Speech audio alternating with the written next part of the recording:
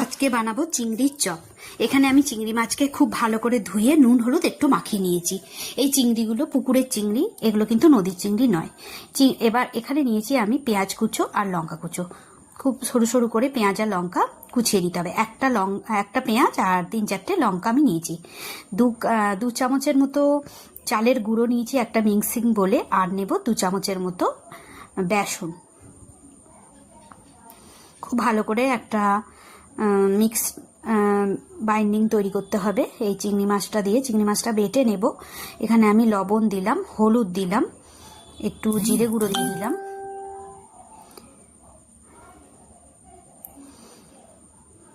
আর দেব একটু গরম মশলার গুঁড়ো, আর দেব একটু লাল কাশ্মীরি লঙ্কার গুঁড়ো সব, আর দেব একটু আদা কাঁচা লঙ্কা বাটা।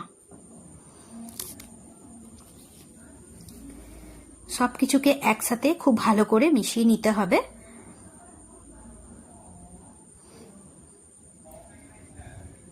একসাথে ভালো করে মিশিয়ে নিয়েছি। এবার পেঁয়াজে কাঁচা লঙ্কা কুচিয়ে রেখেছিলাম সেটা এর সাথে মিশিয়ে দিলাম।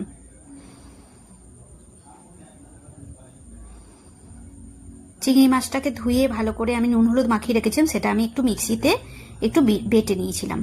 সেই চিংড়ি বাটাটা এর সাথে মিশিয়ে নেব।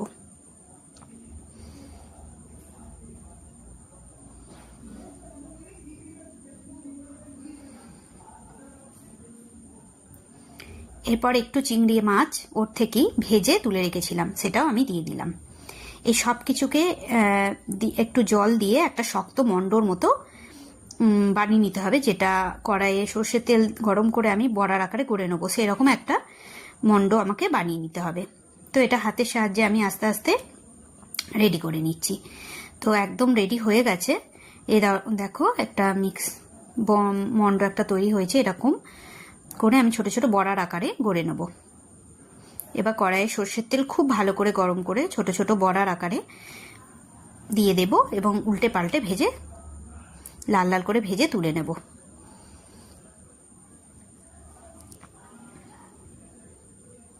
বড়াগুলো সব দিয়ে দিয়েছি। এবার এক পিঠ হয়ে গেলে আরেক পিঠ এরকম উল্টে পাল্টে ভেজে তুলে নেব।